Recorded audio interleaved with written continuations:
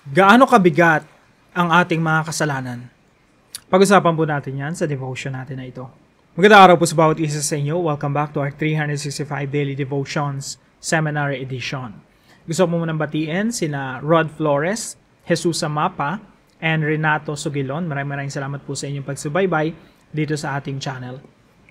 Now, ang pag-usapan po natin ngayong araw ay patungkol po sa penal substitution. Pag sinabi po nating penal, isipin nyo po penalty. Substitution, isipin nyo po may pumalit. So pag sinabi po nating penal substitution, ibig sabihin po niyan, ang ating Panginoong Jesucristo ang sumapo, siya yung naging substitute natin para saluhin yung penalty ng kasalanan. So penal substitution is the biblical view that Christ in His death bore the penalty of God's justice for our sins as our substitute. The word penal points to the legal punishment for sin, and substitution means Christ took our place. At the cross, Jesus absorbed the wrath we deserve. Doon po sa krus ng Kalbaryo, inabsorb ng ating Panginoong Jesucristo lahat ng galit at puot ng Diyos laban sa kasalanan na ating mga ginawa. So at the cross, Jesus absorbed the wrath we deserve, satisfying divine justice and securing our forgiveness. He was treated as a sinner so that we could be treated as righteous. Itunuring ang ating Panginoong Jesucristong makasalanan upang tayo ay ituring na matuwid. This is not a cold legal transaction, but the blazing center of God's love and holiness, where mercy and justice meet perfectly in the suffering Savior. Now, dito po sa devotion natin ito, hindi ko alam kung paano ko to explain na merong hostisya doon sa tunay na ginawa ng Panginoong Jesucristo doon sa krus ng Kalbaryo. And I hope itong devotion na ito ay talagang tumimo sa ating mga puso. Palambutin ang ating mga puso at matunaw sa pagmamahal ng Diyos na ipinakita niya nung ang ating Panginoong Jesucristo ay namatay doon sa krus ng Kalbaryo sa ikapapatawad ng ating mga kasalanan. I hope itong devotion na ito ay magdulot sa atin ng mas malalim na pagsamba at pagpapasalamat sa ating Panginoong Jesucristo dahil minahal niya tayo ng lubusan to the point of dying on the cross. Kinuha niya lahat ng ating mga kasalanan at inabsorb niya ang galit at puot ng Diyos sa kasalanan. At inako ng Panginoong Jesucristo yun, kaya siya yung sumapo, siya yung nagdusa doon sa krus ng Kalbaryo. Sinasabi po ng unang Pedro, 1 Peter chapter 2 verse 24, He Himself bore our sins in His body on the cross. Yung kasalanan po natin, kinuha ng Panginoong Jesucristo, pinasan ng Panginoong Jesucristo doon sa krus ng Kalbaryo. Kaya po yung tanong natin dito sa devotion natin na ito, gaano kabigat ang ating mga kasalanan? Gaano kabigat ang ating mga kasalanan? Mga kapatid, sobrang bigat na walang ibang makakapasan nito kundi ang ating Panginoong Jesucristo. Kinakailangan ng Diyos na magkatawang tao para pasanin ang ating mga kasalanan. Ganun po kabigat. Hindi pwedeng pasanin ng magulang mo ang iyong kasalanan o kahit sino mang pinakamabuting tao. Kahit ang Santo Papa, hindi pwedeng pasanin ang kasalanan natin. Ang kasalanan natin ay sobrang bigat na kinakailangan na ang anak mismo ng Diyos ang pumasan ito doon sa krus ng Kalbaryo upang tayo mapatawad sa ating mga kasalanan.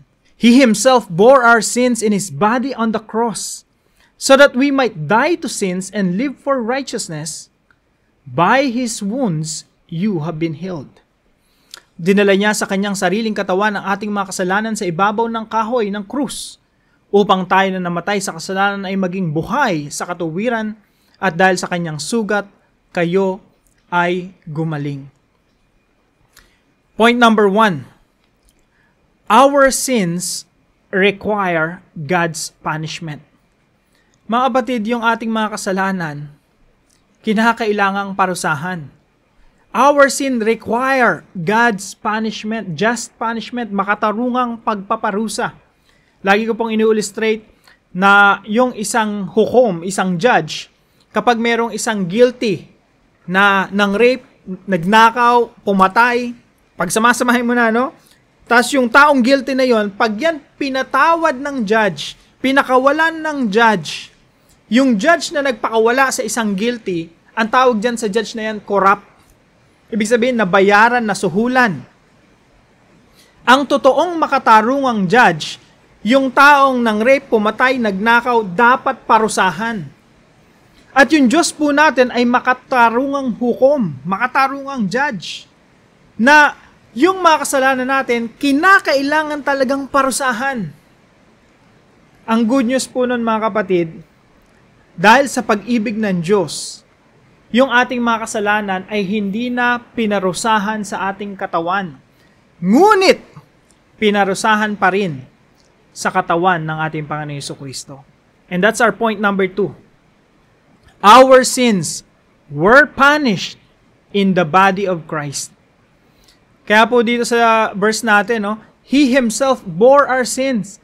Dinala niya sa kanyang sariling katawan ang ating mga kasalanan sa ibabaw ng kahoy ng krus ng Kalbaryo. Bakit po ginawa ng Panginoon Jesucristo yon? Kasi ang kasalanan natin kailangang parusahan. Pero dahil sa pag-ibig sa atin ng Panginoon, siya yung umako noon. Inabsorb niya yung galit at puot ng Diyos laban sa kasalanan. Inabsorb ng ating Panginoon Jesucristo lahat ng kanyang galit sa ating mga kasalanan. At yun po ay pinurusahan sa kanyang katawan doon sa krus ng Kalbaryo. Our sins were punished in the body of Christ. Alam niyo po itong sinasabi nito ni Pedro sa 1 Peter chapter 2:24. Ito po ay nakaprophesy na sa Old Testament sa Isaiah chapter 53. Yung buong chapter po na yon. Hayaan niyo po akong basahin lang yung verse 4 hanggang 6. Sabi po rito, tunay ngang inalis niya ang ating mga kahinaan. Pinagaling niya ang ating mga karamdaman. Subalit inakala nating iyo'y parusa ng Diyos sa Kanya. Ngunit dahil sa ating mga kasalanan, kaya siya nasugatan. Siya ay binugbog dahil sa ating kasamaan. Binugbog si Kristo, hindi dahil masama siya, kundi dahil masama tayo. Tayo ay gumaling dahil sa pahirap na dinanas niya. At sa mga hampas na kanyang tinanggap, tayong lahat ay tulad ng mga tupang naliligaw. Nagkanya-kanya tayo ng lakad. Ngunit ipinataw ni Yahweh sa kanya ang kaparusahang tayo ang dapat tumanggap. Mga kapatid, ang dami nating mga kasalanan. Ako, ang dami kong mga kasalanan.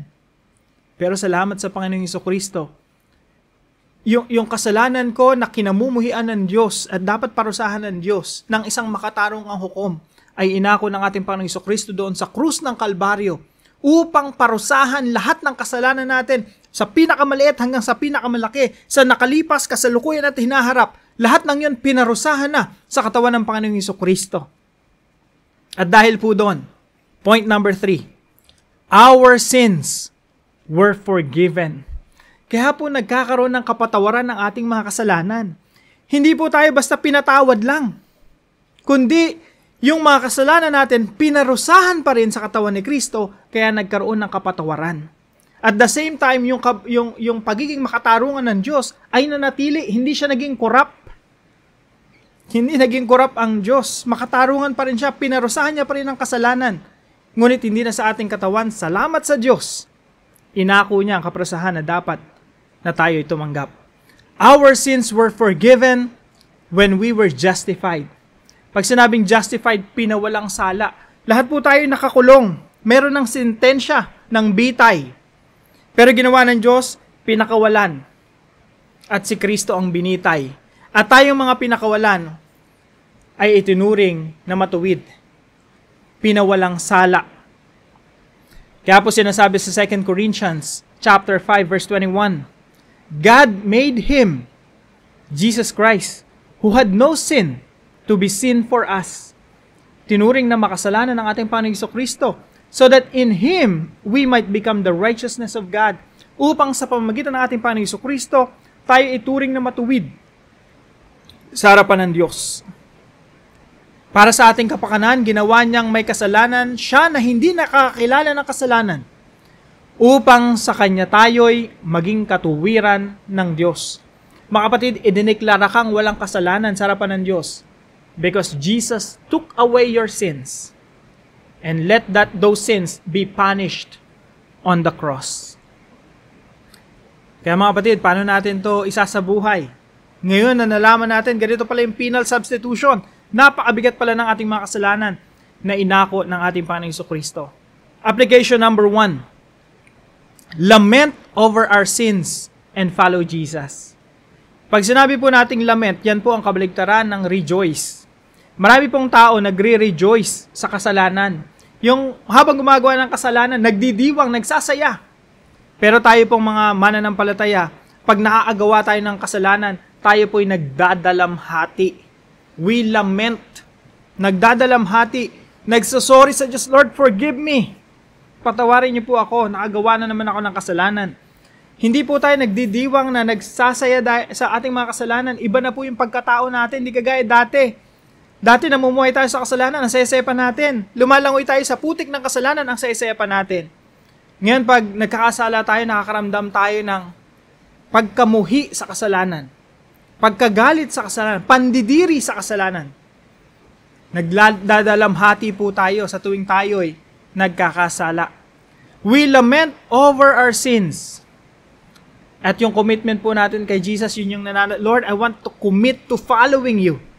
Gusto ko po sumunod sa inyo. Patawarin niyo po ako, nakagawa na naman ng kasalanan.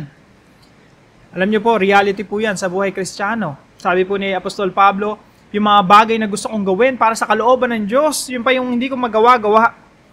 Pero yung mga kasalanan na ayaw kong gawin, yun pa yung ginagawa ko. Ang tawag po dyan ay struggle. At isang marka na tunay kang Kristiyano, nag-i-struggle ka. Pag naagawa ka ng kasalanan, nag-i-struggle ka, ayokong gawin to. Forgive me, Lord. Help me to follow you. Pangalawa po, live free from sin, just as we have been set free. Pag sinabi po nating live free from sin, mamuhay tayo ng malaya na sa kasalanan, pinalaya na ng Diyos mula sa pagkaalipin ng kasalanan. At alam niyo po, ang Santong Espiritu ay inilagay sa atin upang manahan sa atin, upang palayain tayo sa kasalanan. Kung dati may foothold yung kasalanan sa atin, yung kasamaan, yung dyablo, hawak-hawak tayo sa paa at wala tayong magawa kundi magkasala at magrebelde sa Diyos, no, ang Santong Espiritu ay ibinigay sa atin, tayo ay pinalaya na. At ang pinalaya ng anak ng Diyos ay tunay nang malaya. Sa makatuwid mga kapatid, tayo po ay nagkakasala pero hindi nagpapaalipin sa kasalanan. Tayo po ay bumabangon sa tulong ng Santong Espiritu at nagpapasakop sa Diyos. Dinideklara natin na ang kasalanan ay wala nang kapangyarihan laban sa atin. Hindi na tayo inaalipin ng kasalanan. And pangatlo po, love Jesus. Mga kapatid, mahal ba natin si Kristo? Love Jesus who has loved us to the fullest.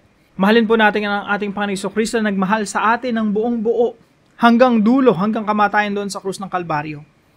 At isa pong katibayan na mahal natin ang ating Panginoong Jesucristo ay tayo po ay sumusunod sa Kanya. Sabi po ng ating Panginoong Jesucristo, John chapter 15, if you love me, you will obey me. Hindi po natin pwedeng sabihin na mahal natin si Kristo, feeling lang, laway lang, bibig lang. Ang tunay na pagmamahal sa Panginoong Jesucristo ay pinapakita sa pamamagitan ng pagsunod. Love Jesus more. Obey Jesus more. Follow Jesus with all your life ng buong-buo nating buhay. And dalangin ko, itong devotion na ito ay magtulak lalo sa atin. Nakita natin, Lord, you became my substitute. You absorbed the wrath of God on the cross. You took the sins away from me at hinayaan nyo na maparusahan ang kasalanan sa inyong katawan. Lord, sinong hindi may in love dyan? I want to love you more. I want to obey you more. Love Jesus who has loved us to the fullest. Now, para po sa ating discussion, how does understanding penal substitution deepen your love for Jesus and your assurance of salvation? Tayo po'y manalangin. Lord Jesus, thank you for taking my place on the cross.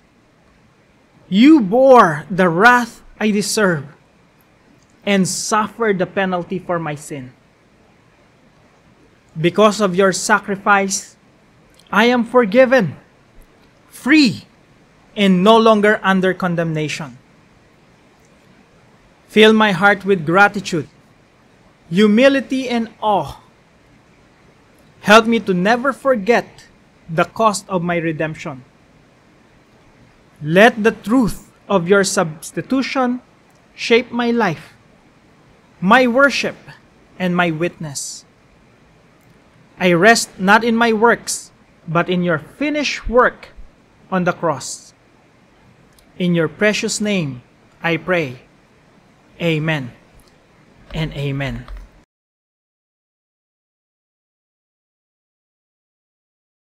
Maraming salamat po sa partner natin sa devotion natin na ito, si Ma'am Candelaria. Pagpalain po kayo ng ating Panginoon. At kung kayo po may natutunan sa devotion natin na ito, ipalam nyo lang po sa comment section right below this video. And please don't forget to share this devotion to your family and friends. Magandang umaga po mga kapatid. See you po tomorrow 5 a.m. dito po sa ating Daily Devotions.